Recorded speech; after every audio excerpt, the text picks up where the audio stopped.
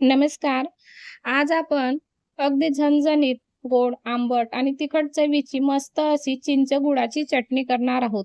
ही चटणी भेळ, समोसा, पाणीपुरी, दहीपुरी किंवा रगडा पॅटीस कुठलाही प्रकारचा चाटचा प्रकार असो, तुम्ही या चटणीचा वापर अवश्य करू शकता.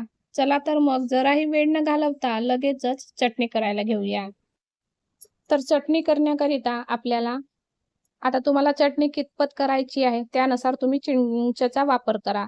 इथं मी जवळपास एका मीडियम साइजच्या वाटीने वाटीभर चिंच घेतली. चिंच आपल्याला आधी स्वच्छ धुवून घ्यायची आहे. अगदी 2 ते 3 पाण्याने चिंच धुतल्यानंतर गरम पाण्यामध्ये आपल्याला ही चिंच भिजत घालायची आहे. आता चिंच आपल्याला जवळपास 1 ते 1.5 तासासाठी तरी भिजत घालायची आहे, जेणेकरून चिंच अगदी मऊ आणि सॉफ्ट होईल. आता भिजलेली चिंच आपण मिक्सरला बारीक करणार आहोत.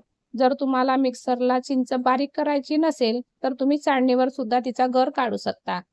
आता पुन्हा एक महत्त्वाची गोष्ट सांगायची म्हणजे जर तुम्हाला चिंच मिक्सरला बारीक करायची असेल, तर चिंचमध्ये एकही चिंचोरा नको किंवा चिंचमध्ये काही सालपट असेल ते सुद्धा पूर्ण चेक करून घ्या आणि नंतरच मिक्सरला बारीक करा. तर अशा प्रकारे जो मी भिजत घातलेला पाणी होता, तो सुद्धा पाण्याचा वापर केला आणि त्या पाण्याचा वापर करून चिंच पिसून घेतली. आता इथं मस्त अशी आपली मऊसूत चिंचेचा गर तयार झाला. आता आपल्याला हा गर चाळणीने चाळून घ्यायचा आहे. आता आपल्याला ज्या कढईमध्ये चिंचेची चटणी करायची आहे, त्याच कढईवर इथं मी चाळणी ठेवली आणि तयार केलेला म्हणजेच पिसलेला चिंचेचा गर चाळणीने आपल्याला गाळायचा आहे. लगेचच कढईमध्ये गर हापडल्या जाईल आणि अजिबात भांड्याचा पसारा न होता किंवा कमीत कमी भांड्यामध्ये आपली ही चिंचेची चटणी तयार होईल. तर अशा प्रकारे चिंचेची चटणी चाळणीवर चाळल्यामुळे चिंचेमध्ये असलेला काळी कचरा, चिंचोरे, धागे किंवा सालपट हे निघण्यास मदत होतो आणि मस्त असा मऊसूत आपला चिंचेचा गर तयार होतो. जर मिक्सरला न पिसता जरी तुम्ही चिंचेचा गर अशा प्रकारे चाळणीने चाळून घेतलं तरी चालेल, पण त्या प्रोसेसला थोडं जास्त वेळ लागतो.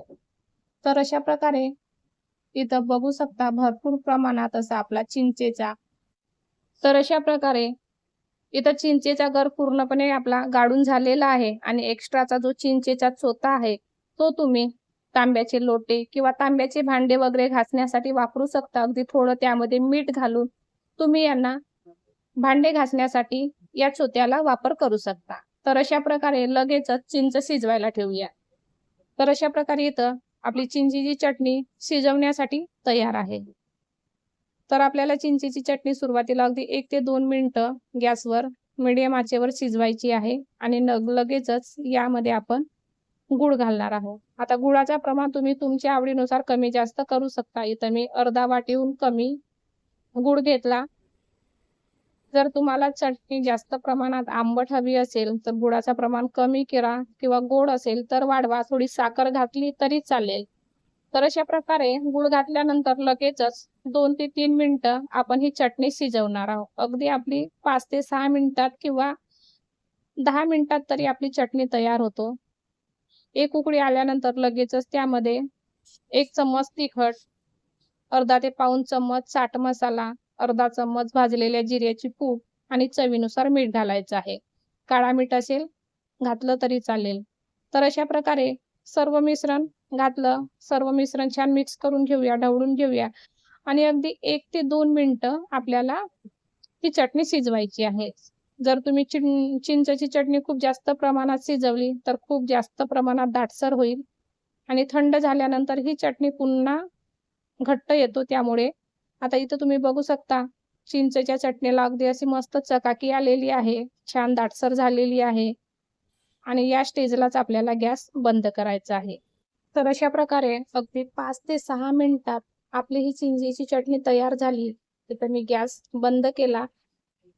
आता तयार केलेली चटणी पूर्णपणे आपल्याला थंड करून घ्यायची आहे आणि थंड झालेली चटणी एखाद्या काचेच्या बरणीमध्ये भरून ठेवा. अगदी 5 ते 6 महिने ही चटणी जशास तशी राहतो. कुठल्याही चाट प्रकारामध्ये तुम्ही ही चटणी वापरू शकता. अशी ही चटपटीत आणि मस्त झणझणीत चिंचेची चटणी तुम्हाला कशी वाटली मला ते कमेंट करून नक्की सांगा. आवडल्यास लाईक करा, शेअर करा. चॅनलवर नवीन असाल तर सबस्क्राईब करा. चला तर मग पुन्हा भेटूया अशाच एका नवीन रेसिपी सोबत. तोपर्यंत धन्यवाद.